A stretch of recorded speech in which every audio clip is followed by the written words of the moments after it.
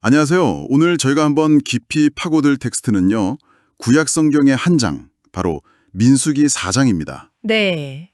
이게 언뜻 보면요. 그냥 고대의 어떤 종교 의식에 대한 빽빽하고 좀 지루한 기록 같잖아요. 그렇죠. 그렇게 보이기 쉽죠. 근데 사실은 이걸 자세히 들여다보면 오, 정말 놀라울 정도로 정교한 프로젝트 관리 매뉴얼이라고 할 수 있겠더라고요.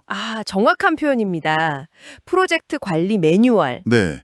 그래서 오늘 이 고대의 텍스트에서 현대 기업의 역할과 책임, R&R이나 표준 작업 절차, SOP 같은 것들의 원형을 한번 발견해 보려고 합니다. 그 관점으로 보면 정말 흥미로운 텍스트예요. 일단 시대적 배경을 먼저 그려봐야 하는데요. 네네. 지금 이스라엘 백성은 국가라기보다는 거대한 유랑 공동체에 더 가까워요. 수십만 명이 광야를 계속 이동하고 있는 거죠. 그렇죠. 그리고 그 행렬의 심장부에는 회막, 그러니까 이동식 성소가 있어요. 이동식 성소. 네. 이 회막을 해체하고 수십 킬로미터를 이동해서 다시 완벽하게 조립하는 과정을 이걸 계속 반복해야 했던 거예요. 와, 이건 그냥 이사가 아니고요. 신성함과 효율성, 이 두 마리 토끼를 모두 잡아야 하는 정말 거대한 규모의 반복 프로젝트였던 겁니다. 말씀하신 대로 거대한 프로젝트라는 관점에서 보니까 확 와닿네요. 그럼 그 프로젝트의 핵심으로 한번 들어가 보죠. 네. 자료를 보면 가장 먼저 고핫 자손이라는 그룹이 등장해요. 레위 지파의 한 가문인데 이들의 복무 연령이 딱 정해져 있더라고요. 30세부터 50세까지. 맞아요. 그게 아주 독특한 점이죠. 딱 20년, 인생에서 가장 힘이 있고 성숙한 나이에만 이 일을 맡을 수 있었다. 이런 거네요. 네. 그리고 그대의 핵심 임무는 바로 지성물 운반이었어요. 지성물. 말 그대로 지극히 성스러운 물건들이죠.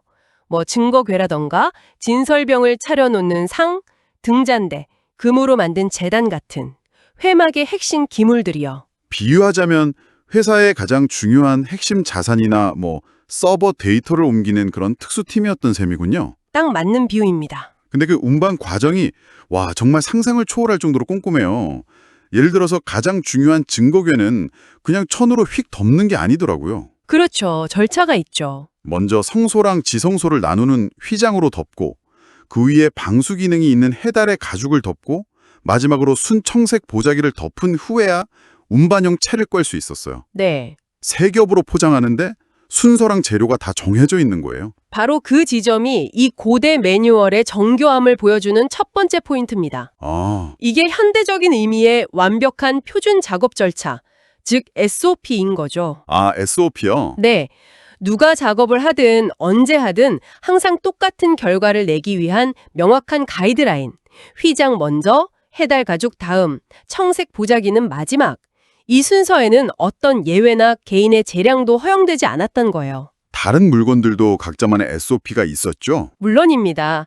떡을 차려놓는 향은 청색, 홍색, 해달 가죽 순서였고 등대나 금단은 청색 보자기를, 제사를 드리는 번제단은 재를 버리고 자색 보자기를 폈다고 되어 있고요. 네네. 아니 왜 이렇게까지 복잡하게 했을까요? 그냥 튼튼하게만 포장하면 되는 거 아닌가요? 좋은 질문이에요. 이게 단순한 물리적 보호 조치를 넘어서는 의미가 있거든요. 어떤 의미죠? 각기 다른 색깔과 재료는 그 물건의 신성한 등급과 중요도를 시각적으로 표현하는 장치였어요. 등급이요? 네, 일종의 상태 표시나 등급 라벨 같은 거죠. 순청색은 가장 높은 등급, 자색은 그 다음, 이런 식으로요. 아하. 그래서 행렬 속에서 멀리서 봐도 저 파란 자구로 덮인 것이 가장 중요한 증거괴구나 하고 모두가 알 수 있게 하는 겁니다. 동시에 그 물건에 대한 경외심을 계속 상기시키는 의식적인 역할도 했고요.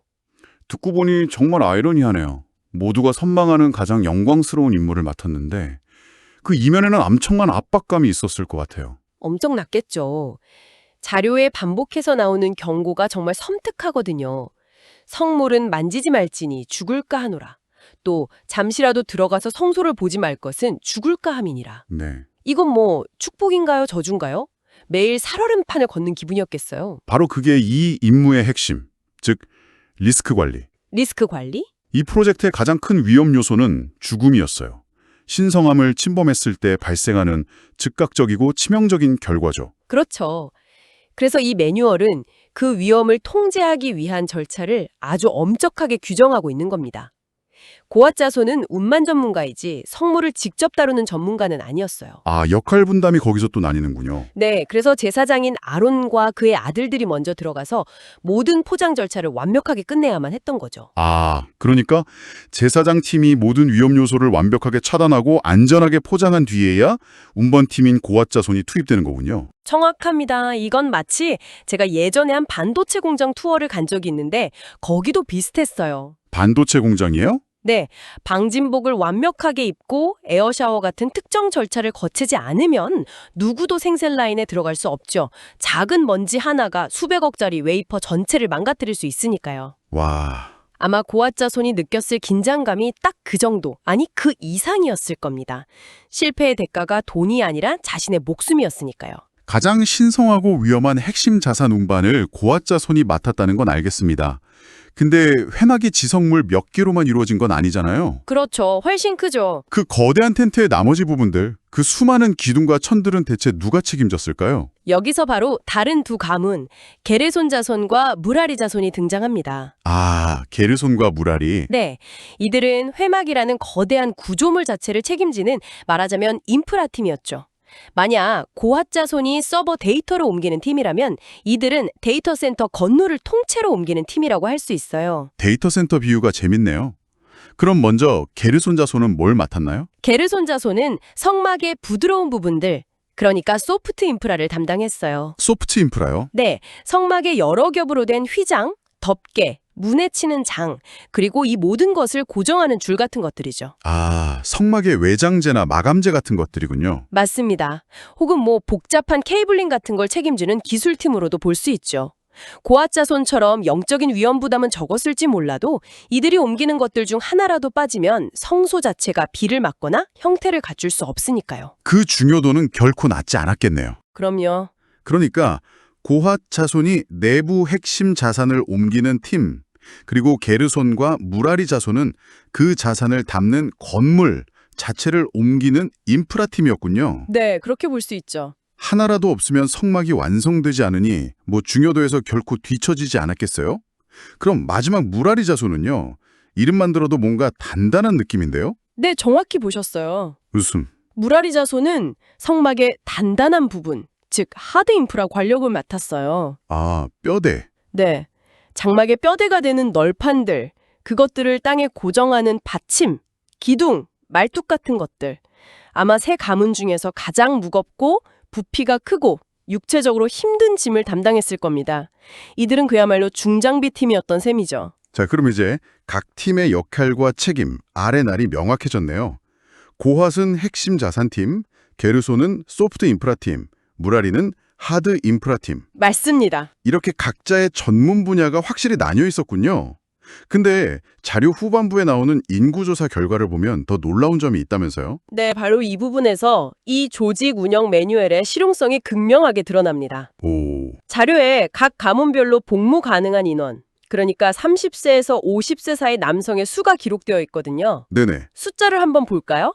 가장 가벼운 짐을 맡았던 게르손 자손이 2,630명. 2,630명이요? 영적으로는 무겁지만 물리적으로는 감당할 만한 짐을 졌던 고핫 자손이 2,750명. 네. 그리고 가장 무겁고 힘든 물리적 짐을 졌던 무라리 자손이 3,200명으로 가장 많아요. 잠시만요. 그 숫자들이 정말 신기하네요. 그렇죠. 보통 생각하면 가장 영광스러운 임무, 그러니까 지성물을 나르는 고핫 자손의 인원이 가장 많아야 할 것 같은데 아니네요. 아니죠.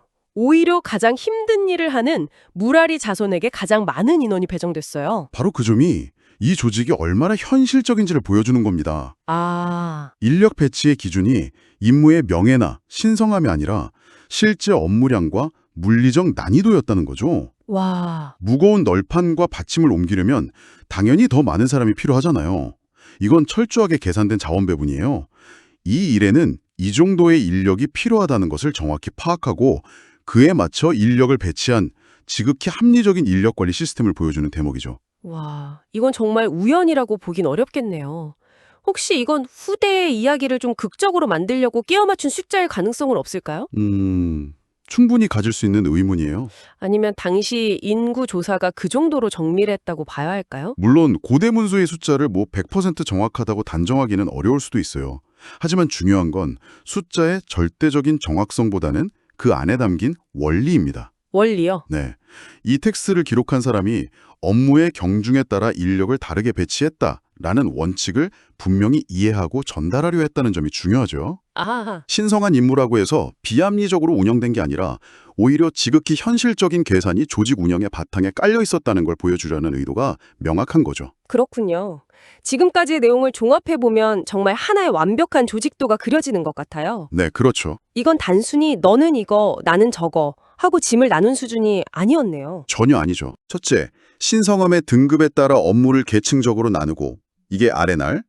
둘째, 각 업무 절차를 세밀하게 규정했고 이게 SOP. 맞습니다. 셋째, 발생 가능한 치명적 위험을 통제하는 시스템, 즉 리스크 매니저먼트를 갖췄고 넷째, 심지어 각 임무의 물리적 난이도에 맞춰 필요한 인력까지 정밀하게 계산해서 배치했다.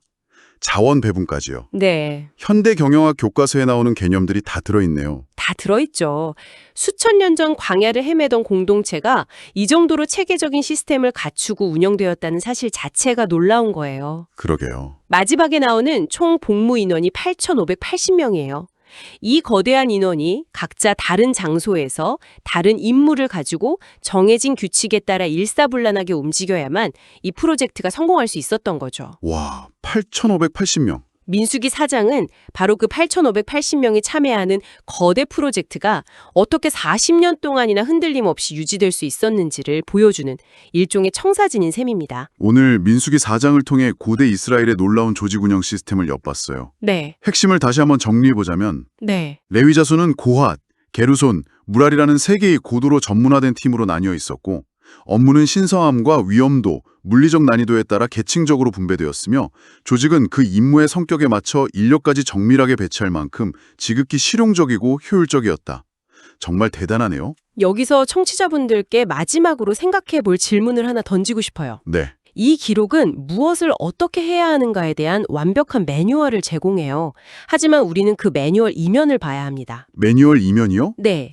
그 매뉴얼을 평생 수행했던 한 사람 한 사람의 마음은 과연 어땠을까요? 아, 시스템의 부품이 아니라 한 명의 인간으로서의 고뇌를 말씀하시는 거군요. 그렇습니다. 한번 상상해 보세요.